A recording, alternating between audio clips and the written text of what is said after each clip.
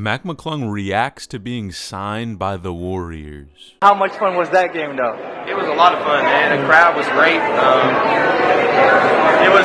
I love to win. It was a competitive game, so it was a lot of fun. I'm rooting for you, man. Hope you're going to make it.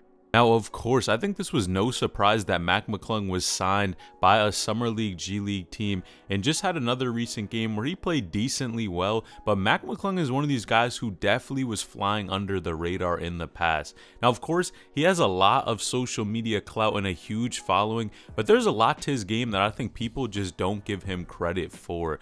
Now, number one, McClung, of course, his offensive game, his bounce, his ability to get assists, get his teammates involved, and even shoot the ball overall, I think are super solid at this G League level, and this is a perfect place for McClung to develop. Now, a lot of people are noticing that it's going to be tough for McClung to actually officially get signed by the Warriors because, number one, of course, we see who plays for the Warriors. You have guys like Stephen Curry, Klay Thompson, a ton of super talented guys to where it almost makes it close to impossible to being signed for that G League team unless McClung is at the top of his game. Now, averaging more than 25 points per game last season, I think he definitely has a shot at getting signed by some NBA team, but for sure, Mac is adding a ton of value to this G League squad. Now, in a recent game, he dropped 9 points, 5 assists, and 5 steals, which was pretty solid. Of course, those are decent numbers. He's not putting up a crazy amount of points,